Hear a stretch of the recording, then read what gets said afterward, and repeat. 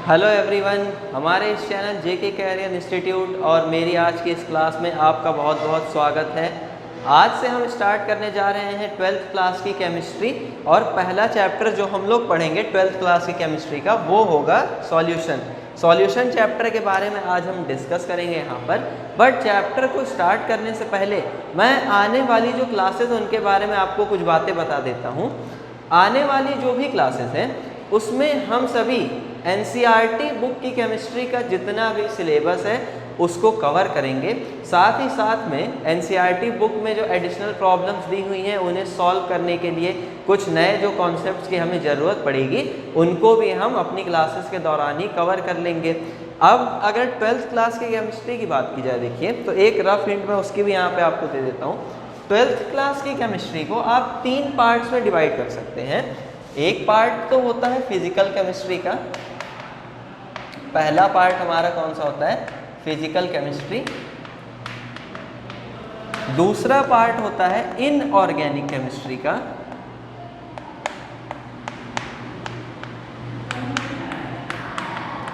और तीसरा होता है ऑर्गेनिक केमिस्ट्री।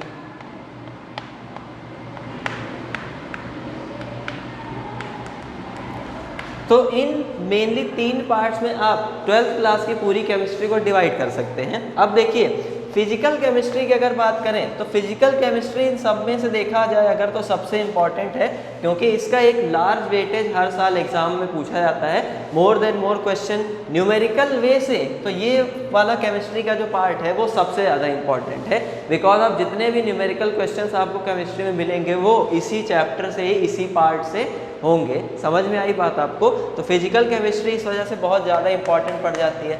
अब फिजिकल केमिस्ट्री में अगर चैप्टर्स की बात करें तो कुछ कॉमन चैप्टर्स के नाम मैं आपको बता दूं, जैसे सॉल्यूशन हो गया, जो चैप्टर आज हम यहाँ पर डिस्कस करने जा रहे हैं। उसके अलावा केमिकल काइनेटिक्स, इलेक्ट्रोकेमिस्ट्री, ये कुछ ऐसे चैप्टर हैं जो आप पढ़ेंगे in physical chemistry. Inorganic chemistry की अगर हम बात करें तो इनऑर्गेनिक केमिस्ट्री में आपको मेनली पीरियोडिक टेबल के बारे में पढ़ना है, जैसे S ब्लॉक एलिमेंट्स जो हम 11th में पढ़ के आ चुके हैं। यहाँ पर P block elements, D block elements और F ब्लॉक एलिमेंट्स के बारे में हम बात करेंगे। साथ ही कोऑर्डिनेशन कंपाउंड्स वगैरह जो हमारे चैप्टर हैं उन सबको हम कहाँ कवर करेंगे, इनऑर्गेनिक केमिस्ट्री में। रिमेनिंग जो भी पोर्शन है, halo alkane and hello arenes, alkyl halides वगैरह जो भी हमारे alcohol, phenol, ether, carboxylic acid, nitrogen containing compounds, ये सारे चैप्टर्स आप कहाँ पढ़ेंगे, ऑर्गेनिक केमिस्ट्री के अंदर। तो हम आज शुरुआत करने जा रहे हैं फिजिकल केमिस्ट्री से।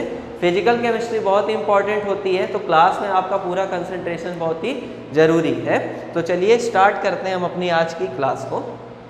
चलिए तो फिर आप सब लोग अपने कॉपी और पेन लेकर तैयार हो जाइए, क्योंकि हम अब अपना चैप्टर शुरू करने जा रहे हैं। चैप्टर को शुरू करने से पहले मैं आपको एक बात और बता दूं, हम इस चैप्टर के अंदर क्या क्या पढ़ने जा रहे हैं। तो देखिए सबसे पहले हम लोग पढ़ेंगे सॉल्यूशन के ही बारे में, जो हमारा मेन टॉपिक है कि सॉल्यूशन होता क्या है। ठीक है, अब सॉल्यूशन के अंदर हम लोग क्या क्या पढ़ेंगे कि जैसे सॉल्यूशन किन किन चीज़ों से मिलकर बनता है, इसका कंपोजिशन कैसा होता है, इसके पार्ट्स क्या क्या होते हैं, इन सब के बारे में। फिर सॉल्यूशन पढ़ने के बाद हमारा जो इम्पॉर्टेंट और मेन टॉपिक है वेपर प्रेशर, हम उसे कवर करेंगे। वेपर प्रेशर, अब वेपर प्रेशर के अंदर हमको 2 इम्पॉर्टेंट चीज़ें पढ़नी है। एक तो हमें पढ़ना है राउल्ट्स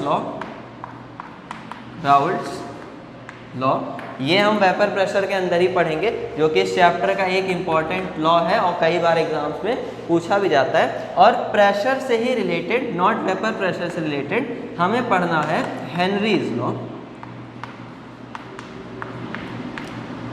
हेनरी लॉ भी हम इसी चैप्टर के अंदर पढ़ेंगे। देन उसके बाद हम जंप करेंगे वेपर प्रेशर पढ़ने के बाद कॉलिगेटिव प्रॉपर्टीज़ के ऊपर। हम जानेंगे कि कॉलिगेटिव प्रॉपर्टीज़ क्या क्या होती हैं, कॉलिगेटिव प्रॉपर्टीज़ किसे कहते हैं, इन सब चीज़ों के बारे में। अब कॉलिगेटिव प्रॉपर्टीज़ में भी आपको टोटल कितनी पढ़नी है, 4 कॉलिगेटिव प्रॉपर्टीज़ के बारे में पढ़ना है, जो मैं आपको उसी समय बताऊँगा कि क्या है। देन फाइनली हम जंप करते हुए आएंगे कॉलिगेटिव प्रॉपर्टी के अंदर का ही एक इम्पॉर्टेंट पार्ट है वांट ऑफ फैक्टर, इसे भी हम पढ़ेंगे।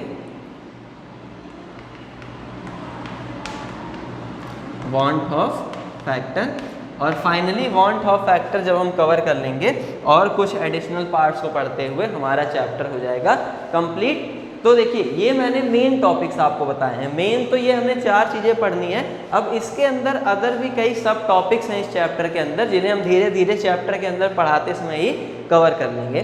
समझ में आ रही है बात? तो चलिए अब बिना टाइम वेस्ट किए हम शुरू करते हैं आज की क्लास को। सबसे पहले तो हम लोग ये समझेंगे कि सॉल्यूशन क्या होता है, क्योंकि अगर हम सॉल्यूशन चैप्टर पढ़ने जा रहे हैं और हमें यही ना पता हो कि सॉल्यूशन क्या है, तब तो ये बात बहुत बेकार है। तो सबसे पहले हम क्या सीखेंगे कि सॉल्यूशन क्या होता है। अब इस चीज़ को अगर हमें सीखना है तो हमें थोड़ा सा पीछे जाना होगा अपनी क्लास 11th में। क्लास 11th में हम लोगों ने पढ़ा था मिक्सचर के बारे में। हम सब ने देखा था क्लास 11th में कि मिक्सचर क्या होता है। याद है आप सभी को? मिक्सचर क्या होता है? जब 2 या 2 से ज़्यादा प्योर सब्सटेंसेस आपस में मिक्स होते हैं किसी अनडिफाइंड रेशियो में, मतलब उनका रेशियो फिक्स नहीं होता है, तब जाके क्या बनते हैं? मिक्सचर्स बनते हैं। समझ में आई बात? सपोज कर लो A और B मेरे पास 2 सब्सटेंस हैं और ये 2 कैसे हैं? प्योर सब्सटेंस हैं। A और B कैसे हैं? Pure substance. अगर मैं इन दोनों प्योर सब्सटेंसेस को आपस में मिक्स करूं किसी अनडिफाइंड रेशियो में, याद रखना होगा यहाँ पर, किसी अनडिफाइंड रेशियो में। अनडिफाइंड रेशियो का मतलब क्या? कि मतलब रेशियो फिक्स नहीं है, मात्रा जो है वो फिक्स नहीं है। मैं किसी भी अमाउंट में, किसी भी क्वांटिटी में A या B को मिला सकता हूँ। A का 2 चम्मच, B का 3 चम्मच, A को 2 पार्ट, B का 4 पार्ट, कुछ भी, मतलब कुछ ही फिक्स नहीं है कि A को इतना ही मिलाना है और B को इतना ही मिलाना है। ठीक, तो ये होता है अनडिफाइंड रेशियो। मैं अगर मिक्स कर लूँ तो ये क्या बनाते हैं? AB, और AB ही मेरा क्या बन जाता है? मिक्सचर, जो A और B को मिलाने से बना है। अगर मैं इन्हें किसी डिफाइंड रेशियो में मिला देता तब ये क्या बना लेते? कंपाउंड बना लेते। यही मिक्सचर और कंपाउंड के बीच का डिफरेंस होता है कि उसमें जो एलिमेंट्स का रेशियो होता है वो फिक्स होता है, लेकिन मिक्सचर में एलिमेंट्स का रेशियो फिक्स नहीं होता, ये वैरी भी कर सकता है। समझ में आई बात? तो ये तो बात थी किसके बारे में? मिक्सचर के बारे में। तो चलिए अगर हम लिख लें यहाँ पर, मिक्सचर को भी डिफाइन कर लेते हैं, हमसे कई बार चैप्टर में पूछ लेता है। तो हम क्या बोलेंगे मिक्सचर के बारे में कि when 2 और more than 2, मैं बोलते जा रहा हूँ, आप भी फटाफट लिखते जाइए, more than 2 substances are mixed in any ratio, any ratio मतलब वो फिक्स नहीं है, किसी भी रेशियो में मिला सकते हैं, then mixture are form, then mixtures are form.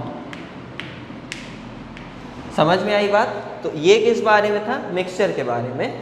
अब देखिए मिक्सचर को फिर हमने फर्दर डिवाइड भी किया था आने वाली अपनी पिछली क्लासेस में, आने वाली नहीं सॉरी, जो हो चुकी हैं उन क्लासेस में। 11th क्लास में ही हमने इन्हें डिवाइड कर लिया था। अब मिक्सचर को मैं कितने पार्ट में डिवाइड कर सकता हूँ? तो मिक्सचर को मैं फिर से 2 पार्ट्स में डिवाइड कर सकता हूँ। किसमें किसमें? एक होते हैं हेट्रोजीनियस मिक्सचर्स, हेट्रोजीनियस मिक्सचर, और दूसरे कौन से होते हैं? Homogeneous mixture. एक हेट्रोजीनियस मिक्सचर और दूसरे होमोजीनियस मिक्सचर। अब देखिए इनमें बेसिक डिफरेंस क्या है। अगर मैं बोलूं कि सैंड है और वाटर है, ये 2 प्योर सब्सटेंस हैं। सैंड मतलब रेत एक प्योर सब्सटेंस और दूसरा प्योर सब्सटेंस कौन है? वाटर। तो सैंड और वाटर का अगर मैं मिक्सचर बनाता हूँ तो इसे मैं कहता हूँ हेट्रोजीनियस मिक्सचर। ये एक हेट्रोजीनियस मिक्सचर है। अब क्यों? देखिए ऐसा मैं क्यों कहता हूँ, क्योंकि देखिए जो आपने ये सैंड और वाटर का मिक्सचर बना रखा है, इसमें दोनों कंपोनेंट जो है मिक्सचर के, एक कंपोनेंट कौन है? सैंड, और दूसरा कंपोनेंट कौन है? वाटर। इनको आप सेपरेटली अलग अलग देख सकते हो, ये आपके लिए अलग अलग सेपरेटली विजिबल है। सैंड आपको अलग दिखाई पड़ेगी, वाटर आपको अलग दिखाई पड़ेगा। ठीक है। दूसरा, आप इन मिक्सचर्स को ईजिली सेपरेट भी कर सकते हो, जो इनके कंपोनेंट्स हैं उन्हें मिक्सचर से आसानी से सेपरेट भी कर सकते हो। अगर आप किसी बारीक कपड़े से छान लो इस मिक्सचर को तो सैंड अलग हो जाएगी और वाटर अलग हो जाएगा। तो ऐसा मिक्सचर जिसके कंपोनेंट्स को आप इजीली अलग अलग कर देख सको, मतलब जो अलग अलग सेपरेटली विजिबल हो और उसे आप इजीली सेपरेट भी कर सको, आसानी से उसके कंपोनेंट्स को अलग अलग कर सको, ऐसा मिक्सचर मेरे लिए क्या कहलाता है? हेट्रोजीनियस मिक्सचर कहलाता है। ठीक है, मतलब हेट्रोजीनियस मिक्सचर वो मिक्सचर होते हैं जिनका कंपोजिशन सेम नहीं होता है, पूरे मिक्सचर में जिनका कंपोजिशन सेम नहीं होता। समझ में आ गई बात? सेम कंपोजिशन ना होने का क्या मतलब है कि अगर आप इस मिक्सचर को ऐसे दो अलग अलग पार्ट में निकाल लो, इसी मिक्सचर को जो आपने बनाया है, तो ये दोनों पार्ट ना एक जैसे नहीं होंगे, किसी में सैंड का अमाउंट ज़्यादा होगा और किसी में सैंड का अमाउंट कैसा होगा? कम होगा, लेकिन एक जैसा नहीं होगा। तो ऐसा मिक्सचर जिसके दोनों जो पार्ट्स हैं या जो पार्ट्स होते हैं वो एक जैसे ना हो, उसे ही हम क्या कहते हैं? हेट्रोजीनियस मिक्सचर कहते हैं। समझ में आ गई बात? ये तो हेट्रोजीनियस मिक्सचर की बात थी। लेकिन देखो, अगर इसी होमोजीनियस मिक्सचर की हम बात करें तो शुगर और वाटर का, जैसे अगर मैं मिक्सचर कंसीडर कर लूँ, तो शुगर और वाटर का ये जो मिक्सचर होता है ये होमोजीनियस मिक्सचर होता है। ये कैसा मिक्सचर होता है? Homogeneous mixture. अब इस डेफिनेशन को मैं यहाँ रफ कर देता हूँ ताकि मैं समझा सकूँ आपको आगे। अब मैं शुगर और वाटर के मिक्सचर को होमोजीनियस क्यों कह रहा हूँ, इस बात को चलो समझ लेते हैं। अगर आप शुगर और वाटर का एक मिक्सचर बनाओ, शुगर और वाटर का, तो देखो इसमें जो कंपोनेंट्स हैं दोनों मिक्सचर के, एक कंपोनेंट कौन है? शुगर, और दूसरा कौन है?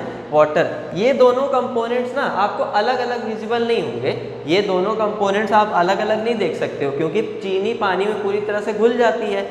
तो यहाँ पर जो कंपोनेंट्स हैं वो विजिबल नहीं है। कंपोनेंट्स मतलब ये मिक्सचर जिन चीज़ों से मिलकर बना है, जैसे शुगर और वाटर इस मिक्सचर के कंपोनेंट हैं। ठीक है, तो कंपोनेंट्स सेपरेट नहीं है, इस वजह से एक ऐसा मिक्सचर है, होमोजीनियस मिक्सचर है। ये तो एक लॉजिकल तरीका है। एक्चुअली अगर आपको होमोजीनियस मिक्सचर डिफाइन करना हो तो आप डिफाइन से कैसे करते हो कि जैसे अगर आप इस मिक्सचर को दो अलग अलग पार्ट्स में ब्रेक कर लो, ठीक उसी मिक्सचर की तरह, अब एक पार्ट ये हुआ और दूसरा वाला पार्ट ये, तो देखो इन दोनों पार्ट्स का जो कंपोजिशन है वो एक जैसा है। एक जैसा क्यों है? अगर आप इस ग्लास का वाटर टेस्ट करोगे तो आपको सेम वही टेस्ट मिलेगा जो इस ग्लास के वाटर का है, शुगर और वाटर के मिक्सचर का। इसका मतलब क्या कि दोनों में जो शुगर का अमाउंट है वो कैसा है? इक्वल है, तभी तो दोनों की मिठास एक जैसी है।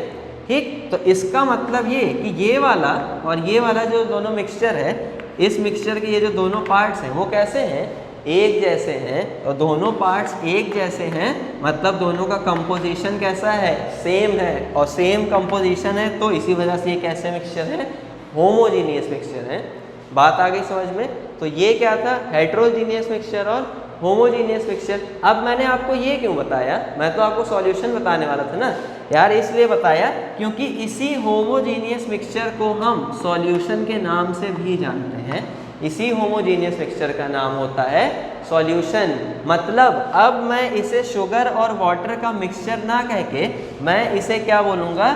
Sugar solution. अब मैं इसका नाम क्या बोल सकता हूँ? Sugar solution. समझ में आई बात? तो अब आप याद रखोगे कि सॉल्यूशन क्या होता है? सॉल्यूशन एक होमोजीनियस मिक्सचर होता है। समझ में आई बात? तो इसे क्विकली एकदम मैं रफ कर देता हूँ, फिर हेट्रोजीनियस होमोजीनियस मिक्सचर को हम डिफाइन कर लेते हैं कि आखिर में ये क्या होते हैं। सबसे पहले अगर हमें हेट्रोजीनियस मिक्सचर डिफाइन करना हो, हेट्रोजीनियस मिक्सचर, आप सब पे हेडिंग लिख लो, हेट्रोजीनियस मिक्सचर। तो मैं प्रोनाउंस करता हूँ, आप लिखते जाओ। हेट्रोजीनियस मिक्सचर की डेफिनेशन में हम क्या लिखेंगे कि a mixture in which the composition of all the components is not same throughout the mixture and the components can be separate easily are called heterogeneous mixture। मैंने क्या बोला अभी? ऐसा मिक्सचर जिसके कंपोनेंट्स का जो कंपोजिशन होता है पूरे मिक्सचर में वो सेम नहीं होता, मतलब पूरे मिक्सचर का पार्ट एक जैसा नहीं होता और इसके कंपोनेंट्स को इजीली अलग किया जा सकता है मिक्सचर से। ऐसा मिक्सचर क्या कहलाता है? हेट्रोजीनियस मिक्सचर कहलाता है। ठीक है, अब इस मिक्सचर के कुछ एग्जांपल जैसे अगर लेना चाहो दैट इज, तो हम ले सकते हैं जैसे सैंड और वाटर का मिक्सचर, सॉइल और वाटर का मिक्सचर, इसके अलावा राइस प्लस डस्ट का जो मिक्सचर होता है, ये भी हेट्रोजीनियस मिक्सचर का ही एग्जांपल हो जाएगा। डस्ट नहीं, बेसिकली हम कंकड़ जो होते हैं उसकी बात कर लेते हैं। तो ये सभी किसके एग्जांपल्स हो गए हमारे सामने, हेट्रोजीनियस मिक्सचर के। समझ में आई बात। अब देखो, अगर हम होमोजीनियस मिक्सचर को डिफाइन करना चाहें कि होमोजीनियस मिक्सचर क्या होता है, तो हेडिंग अब आप लिख लो होमोजीनियस मिक्सचर।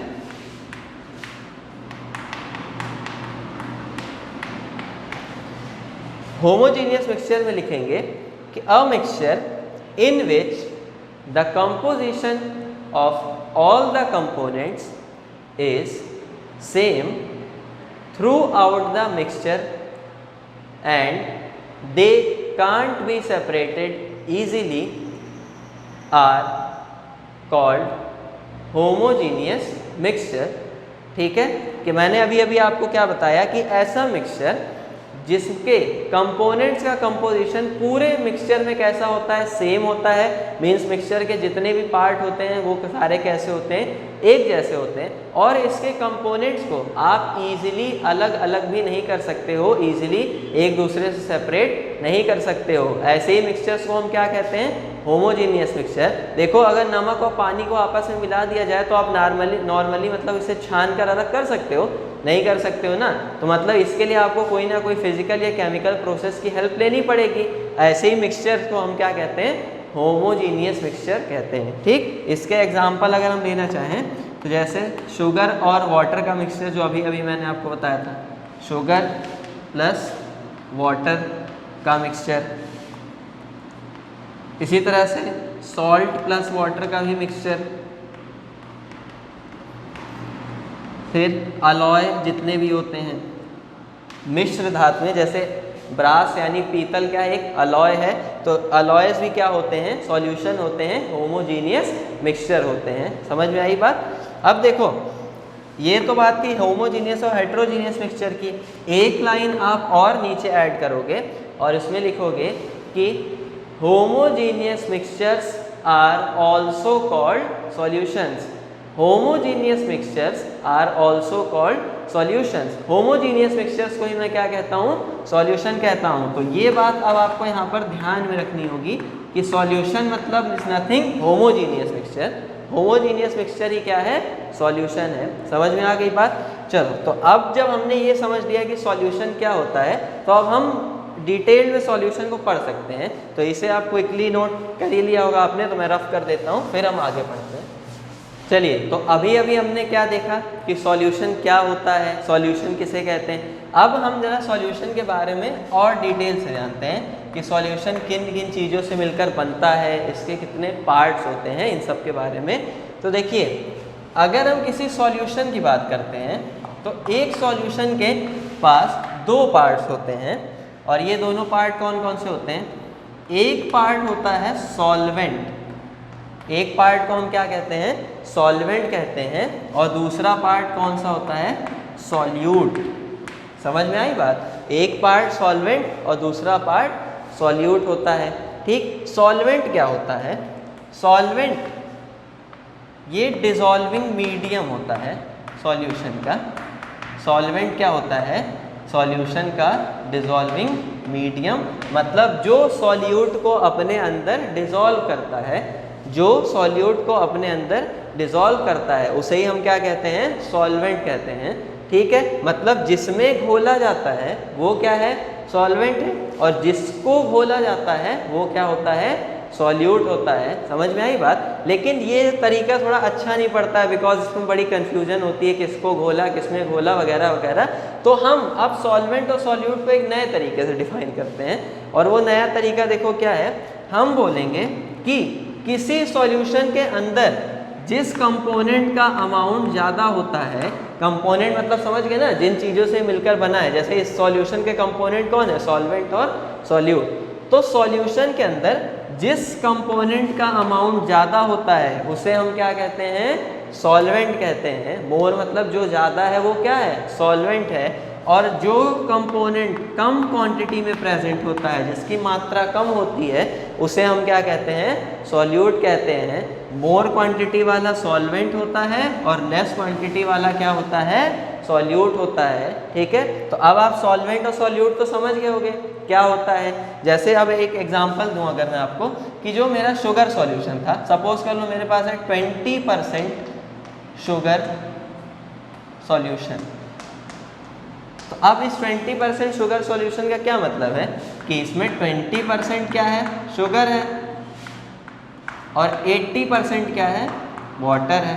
अगर कुछ भी स्पेसिफाई ना कर रखा हो तो आप हमेशा सॉल्वेंट क्या मानोगे? वाटर। अगर जैसे यहाँ कुछ लिखा नहीं है कि ये शुगर का सॉल्यूशन किस में बनाया गया, मतलब शुगर को किस चीज़ में घोला गया है, तो कुछ अगर आइडेंटिफाई ना करे तो आप हमेशा क्या मान के चलोगे कि वाटर के अंदर बनाया जा रहा है सॉल्यूशन, क्योंकि वाटर यूनिवर्सल सॉल्वेंट होता है। ठीक है, तो 20% इसमें क्या हो गई? शुगर, और 80% क्या हो गया इसमें? वाटर। अच्छा, अभी अभी जो बात मैंने बोली है ना, इसको आप ऐसे हल्के में मत ले लेना, बिकॉज न्यूमेरिकल्स में ना बहुत कंफ्यूज करेगा आपको। वो आइडेंटिफाई नहीं करके देगा कभी कभी कि सॉल्वेंट क्या है, तो आप अगर आइडेंटिफाई ना करें तो खुद समझ जाओगे कि सॉल्वेंट क्या है? वाटर है। ठीक, तो अब वापस आता है टॉपिक पे।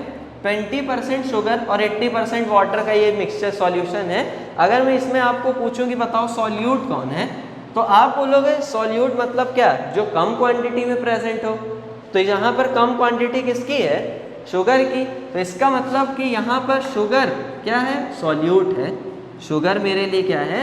सॉल्यूट है इन दिस सॉल्यूशन, इस 20% शुगर सॉल्यूशन में। और 80% वाटर, मतलब वाटर ज़्यादा है, तो वाटर यहाँ पे किसका वर्क करेगा?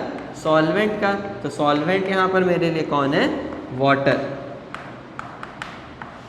समझ में आई बात? तो अब आप समझ गए होंगे और क्लियर कि सॉल्यूट सॉल्वेंट मतलब क्या सॉल्यूशन के केस में। ठीक, चलो ये तो 20% बात थी। अगर मैं आपसे यहाँ बोलूँ कि 60% शुगर सॉल्यूशन, 60% शुगर सॉल्यूशन, तो यार अब तो यहाँ पर जो है चेंज हो गया मामला। चेंज क्यों हुआ? क्योंकि देखो यहाँ पर 60% तो मेरे लिए क्या हो गया? शुगर है। 60% शुगर सॉल्यूशन मतलब 60% तो उसमें क्या है? शुगर है, और 40% जो बचा वो क्या है? वाटर है। तो अब बताओ कौन सॉल्यूट और कौन सॉल्वेंट? तो क्लियरली यहाँ पे देखो ज़्यादा अमाउंट किसका है? शुगर का। तो इस बार शुगर मेरे लिए किसका वर्क करेगा? सॉल्वेंट का, क्योंकि इसका अमाउंट कैसा है? ज़्यादा है। और 40% वाटर है, तो इस बार वाटर मेरे लिए क्या बन गया? सॉल्यूट बन गया। समझ में आ रही है बात? मतलब ऊपर वाले केस में हम क्या कर रहे थे? पानी में चीनी को घोल रहे थे, वाटर में शुगर को डिसॉल्व कर रहे थे। डिसॉल्व करना मतलब घोलना। But in this solution 60% sugar solution में हम लोग वाटर को डिसॉल्व कर रहे हैं किसमें? शुगर में। समझ में आई बात? वाटर को डिसॉल्व कर रहे हैं किसमें? शुगर में। इन्वर्जन समझ में आया? तो सॉल्यूट सॉल्वेंट इसीलिए हम डिसाइड करते हैं क्वांटिटी को देखते हुए, ना कि इस ओल्ड मेथड से कि किसको घोला किसमें। समझ में आई बात? चलो, ये तो बात थी 20% और 60% सॉल्यूशन की। अब देखो थोड़ा सा फंसाता हूँ मैं आपको। अगर मैं बोल दूँ 50% शुगर सॉल्यूशन, 50% शुगर सॉल्यूशन, तो अब यहाँ आप देखो आप क्या कि 50% तो मेरे लिए यहाँ पर क्या है? शुगर है। 50% क्या हो गई? शुगर। और रिमेनिंग जो बचा 50% वो क्या हो गया? वाटर हो गया मेरे लिए। अब आप बताओ कौन सॉल्यूट और कौन सॉल्वेंट? तो यहाँ पर तो मामला फंस गया। क्यों? क्योंकि अब दोनों का ही अमाउंट इक्वल है, 50% 50%। तो यार कैसे डिसाइड करूँ कौन सॉल्यूट और कौन सॉल्वेंट? समझ में आई बात? तो इस समस्या से निपटने के लिए हमें समझना होगा अगला पॉइंट पहले, सॉल्यूट और सॉल्वेंट के बारे में। और अगला पॉइंट ये है कि सॉल्वेंट जो होता है, सॉल्वेंट ये जो होता है वो किसी भी सॉल्यूशन का फेज डिसाइड करता है। सॉल्वेंट किसी भी सॉल्यूशन का फेज डिसाइड करता है कि आखिर सॉल्यूशन किस फेज में जाएगा। किस फेज में जाने का मतलब कि जो मेरा सॉल्यूशन बन रहा है वो सॉलिड होगा, लिक्विड होगा कि गैस होगा। इस चीज़ को डिसाइड करने का पावर किसके पास है? सॉल्वेंट के पास है।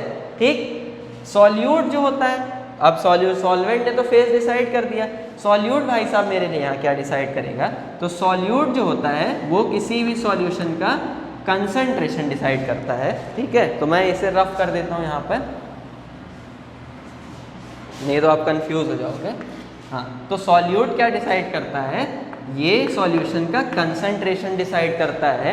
कंसंट्रेशन मतलब अभी हम आगे इसके बारे में बहुत डिटेल डिस्कस करने वाले हैं। कंसंट्रेशन मतलब बस इतना कि कितना अमाउंट घोल दिया है मैंने सॉल्यूट का सॉल्वेंट के अंदर, मतलब कितनी चीनी मैंने घोल दी है पानी के अंदर, ये जो चीनी का अमाउंट होगा वही क्या होता है, कंसंट्रेशन। तो ठीक है, सॉल्वेंट क्या डिसाइड करेगा, फेस कि सॉल्यूशन सॉलिड बनेगा, लिक्विड बनेगा कि गैस बनेगा, और सॉल्यूट क्या डिसाइड करेगा, कंसंट्रेशन। तो अब आप देखो, जब यहाँ पर दोनों 50% शुगर है और 50% वाटर है, तो अब ये सॉल्यूशन जिस फेज में होगा, ये सॉल्यूशन जिस फेज में होगा वही फेज मुझे बताएगी कि कौन मेरे लिए सॉल्वेंट है। समझ में आई बात। तो ये सॉल्यूशन देखो जनरली किस में एग्जिस्ट करेगा, लिक्विड फेज में। 50% वाटर और 50% शुगर का सॉल्यूशन जनरली किस में एग्जिस्ट करेगा, लिक्विड फेज में। अब लिक्विड फेज को देखते हुए मैं ये जान जाऊंगा कि यार सॉल्यूशन लिक्विड है, और लिक्विड होने का मतलब सॉल्वेंट भी लिक्विड ही रहा होगा, क्योंकि सॉल्वेंट ही ये मुझे बताएगा कि मेरा सॉल्यूशन जो है वो किस फेज का है। सॉल्वेंट अगर लिक्विड हुआ तो सॉल्यूशन भी लिक्विड होगा, सॉल्वेंट सॉलिड हुआ तो सॉल्यूशन भी सॉलिड होगा, और सॉल्वेंट अगर गैस है तो सॉल्यूशन भी कैसा होगा, गैस होगा। तो अब इस चीज़ को देख के मैं यहाँ ये जान जाऊँगा कि यहाँ पर वाटर मेरे लिए क्या है, सॉल्वेंट है, और शुगर क्या है, सॉल्यूट है। समझ में आ गई बात। तो इस तरह से हम डिसाइड करते हैं सॉल्यूट और सॉल्वेंट को। समझ में आई बात। तो ये हमने क्या जाना, सॉल्यूट क्या होता है, सॉल्वेंट क्या होता है, दोनों का किस तरह से रोल होता है सॉल्यूशन को बनाने में, सॉल्यूशन का फेज वगैरह, कंसंट्रेशन वगैरह डिसाइड करने में। तो चलो इसे नोट कर लो आप जल्दी से, फिर हम आगे डिस्कस करते हैं। चलिए, तो अब समझते हैं जरा सॉल्यूट और सॉल्वेंट को, और कि किस तरह से ये सॉल्यूशन को बनाते हैं। तो समझो, अगर मैंने एक सॉल्वेंट लिया, सॉल्वेंट हमेशा कितना होगा, एक ही होगा, बिकॉज जो भी सॉल्यूशन आपका बनेगा उसका मीडियम एक ही होगा। तो सॉल्वेंट हम जनरली कितना कंसीडर करेंगे, 1, एक ही सॉल्वेंट होगा। अब देखो, अगर मैंने इसमें सपोज करो कोई एक सॉल्यूट मिला दिया ए, एक सॉल्यूट क्या मिला दिया, ए। तो अब यहाँ पर देखो जो सॉल्यूशन बन रहा है, सपोज कर लो ये कोई सॉल्यूशन बना किसी सॉल्वेंट को और एक सॉल्यूट ए को मिलाने से। ए मेरे लिए क्या है, सॉल्यूट है, और साथ में मेरे पास क्या है, एक सॉल्वेंट है। तो यहाँ पर ए को मिलाने पर इस सॉल्वेंट में ये जो सॉल्यूशन बन रहा है, इसको हम क्या कहते हैं, बाइनरी सॉल्यूशन। इस सॉल्यूशन का नाम क्या होता है, बाइनरी सॉल्यूशन। बाइनरी सॉल्यूशन मतलब क्या, वो सॉल्यूशन जिसमें एक सॉल्वेंट हो और एक ही सॉल्यूट हो। ठीक है, तो ये क्या होता है, बाइनरी, 1+1 वाला सॉल्यूशन, मतलब 1 सॉल्यूट और 1 सॉल्वेंट। समझ में आई बात। अच्छा, अगर देखो इसी तरह से मैं एक ही सॉल्वेंट रखूं और कोई 2 सॉल्यूट जैसे ए और बी, 2 सॉल्यूट मिला दूं उसमें, 2 अलग अलग कंपोनेंट, ए भी सॉल्यूट है और बी भी क्या है, सॉल्यूट है। तो अब ये जो नया वाला सॉल्यूशन बना, यहाँ पर इसमें ए भी प्रेजेंट होगा और बी भी प्रेजेंट होगा। तो इस तरह से ये मेरे लिए क्या बन जाएगा, टर्सरी सॉल्यूशन। ये मेरे लिए बन जाएगा टर्सरी सॉल्यूशन। तो ये बाइनरी सॉल्यूशन मतलब 1+1 वाला, और ये क्या है, टर्सरी सॉल्यूशन 1+2 वाला। समझ में आई बात। अब देखो इसी तरह से हम आगे क्वार्टनरी सॉल्यूशन, मतलब एक ए बी सी 3 कंपोनेंट मिला दें और फर्दर इसके आगे भी ऐसे ही सॉल्यूशंस बनाए जा सकते हैं। सॉल्वेंट एक ही होगा और सॉल्यूट उसमें कई सारे प्रेजेंट हो सकते हैं। बट देखो, इन आवर कोर्स, हमारे कोर्स में जो हमको पढ़ना है वो सिर्फ हमें पढ़ना है बाइनरी सॉल्यूशन के बारे में। अपने 12th क्लास के केमिस्ट्री सॉल्यूशन चैप्टर में हम सिर्फ किसके बारे में डिस्कस करेंगे, बाइनरी सॉल्यूशंस के बारे में, बिकॉज हमें सिर्फ इनको ही पढ़ना है, हमारी बुक में सिर्फ यही दिए गए हैं। ठीक, तो हम बाइनरी सॉल्यूशन का आप डिस्कशन आगे बढ़ाते हैं। बाइनरी सॉल्यूशन आप समझ गए ना, एक सॉल्यूट और एक सॉल्वेंट वाले जो सॉल्यूशन होते हैं उनको ही हम कहते हैं बाइनरी सॉल्यूशन। अब चलो ये समझने के बाद हम लोग समझते हैं कंसंट्रेशन क्या होता है किसी सॉल्यूशन का। कंसंट्रेशन किसे कहते हैं, हिंदी में क्या इसे कहा जाता है, सांद्रता। कंसंट्रेशन समझते हैं, इस बात को पहले समझते हैं फिर देखते हैं, डिफाइन करते हैं कि होता क्या है। सपोज करो मैंने मुझे एक सॉल्यूशन बनाना है, ठीक है। सॉल्यूशन मुझे किस पर बनाना है, T डिग्री सेल्सियस टेम्परेचर पर बनाना है, मतलब नॉर्मली रूम टेम्परेचर मान लो, उस पर मुझे शुगर और वाटर का एक सॉल्यूशन बनाना है। तो मैंने वाटर एक कंपोनेंट ले लिया बर्तन में, ये मैंने क्या ले लिया इसमें, वाटर।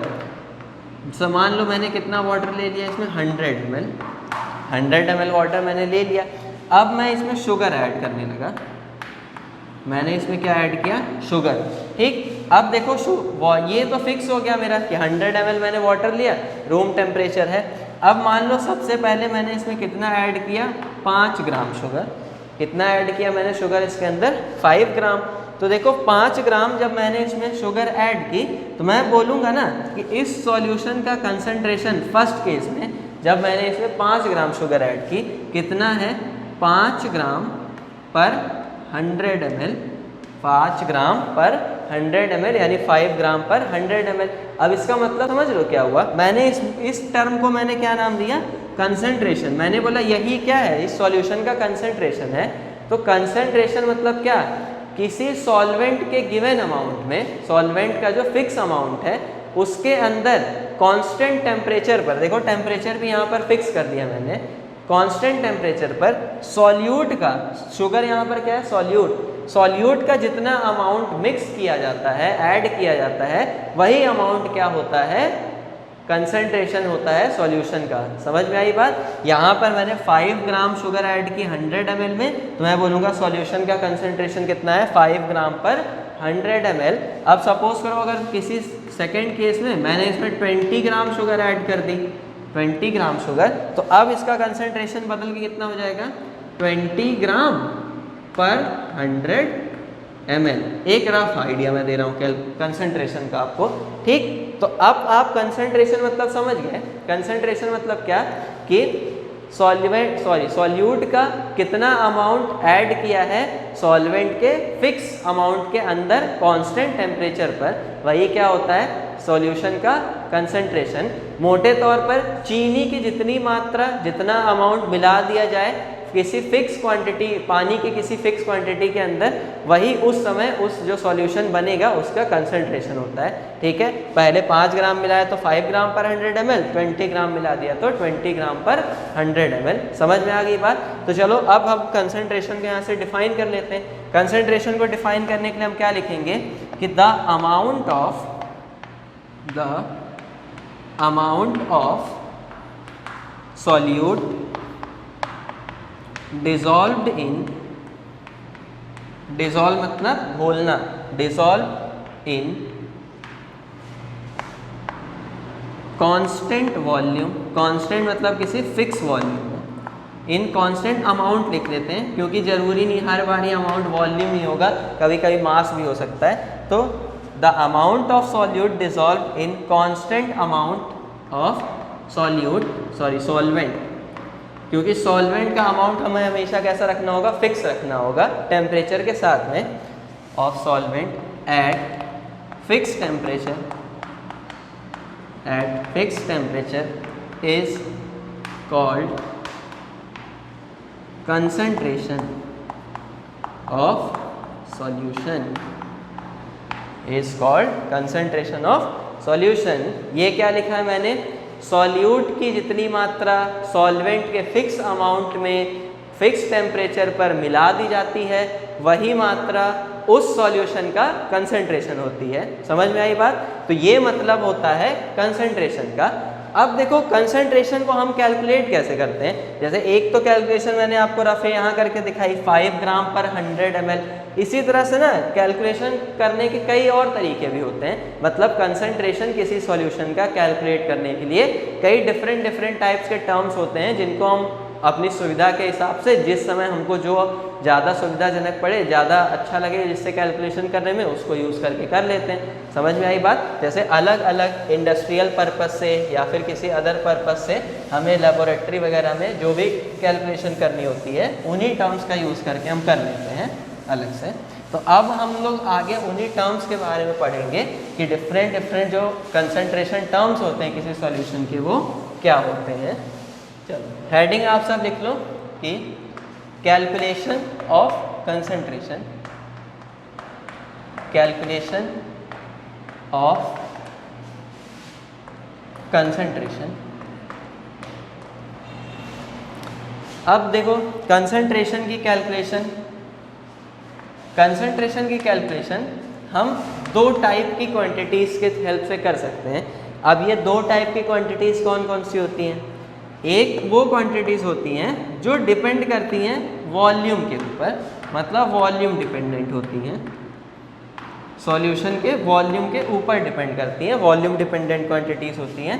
और दूसरी होती हैं मास डिपेंडेंट क्वांटिटीज़, जो कि सॉल्यूशन के मास के ऊपर डिपेंड करती हैं। समझ में आई बात? तो वॉल्यूम डिपेंडेंट क्वांटिटीज़ और मास डिपेंडेंट क्वांटिटीज़ दो टाइप की क्वांटिटीज़ हैं हमारे पास। अब देखो वॉल्यूम डिपेंडेंट की क्वांटिटीज़ की बात करें अगर, तो जैसे percentage by volume, percentage by volume, ये एक वॉल्यूम डिपेंडेंट क्वांटिटी होती है। ये क्या है? ये सॉल्यूशन का कंसंट्रेशन करने के लिए एक टर्म है जिसके बारे में अभी हम आगे पढ़ेंगे, अभी मैं सिर्फ आपको बता रहा हूँ। या फिर इसे ही हम वॉल्यूम परसेंट भी कहते हैं, वॉल्यूम परसेंट हम इसे कहते हैं। इसके अलावा percentage by weight volume, percentage by weight volume, ये भी एक टर्म होता है जो वॉल्यूम के ऊपर डिपेंड करता है। फिर उसके बाद मोलैरिटी, मोलैरिटी जिसे हिंदी में मोलरता कहते हैं, ये भी एक टर्म हो गया कैलकुलेशन करने का, वॉल्यूम डिपेंडेंट टर्म है। इसे कैपिटल M से रिप्रेजेंट किया जाता है, ठीक है। और उसके बाद एक और वॉल्यूम डिपेंडेंट टर्म हमारे सामने होता है नॉर्मैलिटी,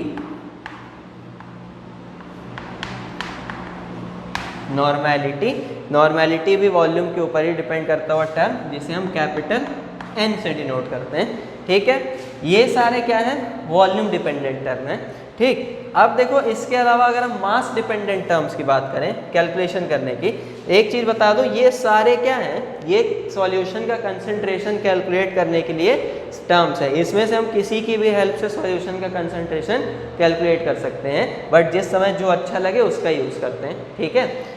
मास डिपेंडेंट टर्म्स की अगर हम बात करें तो जैसे परसेंटेज बाई मास, या फिर इसे हम मास परसेंट भी कहते हैं।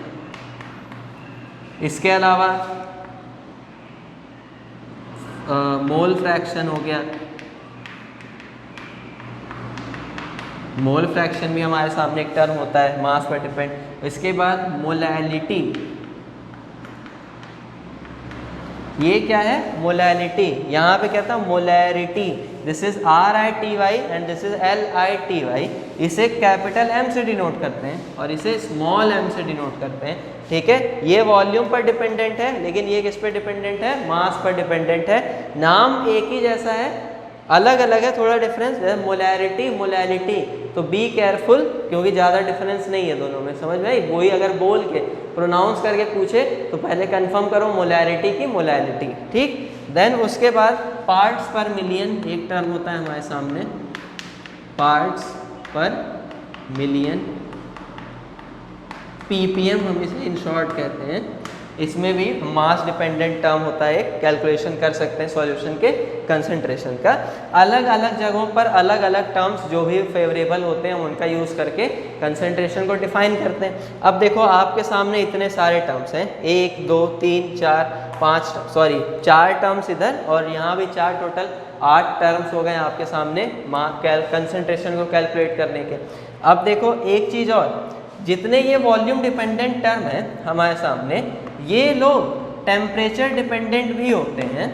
मतलब ये वॉल्यूम पर तो डिपेंड कर ही रहे हैं, साथ ही साथ में ये लोग टेम्परेचर के ऊपर भी डिपेंड करेंगे। अब टेम्परेचर डिपेंडेंट क्यों? क्योंकि भैया वॉल्यूम ऐसी क्वांटिटी है जो टेम्परेचर के ऊपर डिपेंड करती है। टेम्परेचर चेंज होता है तो वॉल्यूम भी चेंज हो जाता है, वॉल्यूम में चेंज आता है। तो अगर टेम्परेचर बदलेगा तो वॉल्यूम बदला, और वॉल्यूम बदला तो इन क्वांटिटीज़ भी वॉल्यूम के साथ साथ में बदल जाएंगी, ठीक है। बट मास कैसा होता है? मास डिपेंडेंट जितनी क्वांटिटी वो टेम्परेचर इंडिपेंडेंट होती हैं, मतलब ये टेम्परेचर के ऊपर डिपेंड नहीं करती हैं, इनका टेम्परेचर से कोई लेना देना नहीं होता है। क्यों? क्योंकि भैया मास का ही टेम्परेचर से कोई लेना देना नहीं है। जब मास ही नहीं डिपेंड कर रहा है तो ये क्वांटिटीज़ क्या डिपेंड करेंगी। समझ में आई बात? तो ये कुछ टर्म्स हो गए आपके सामने, फटाक से इनको आप नोट कर लो। एक एक करके अब हम सेपरेटली इन टर्म्स के बारे में पढ़ेंगे आराम से एकदम।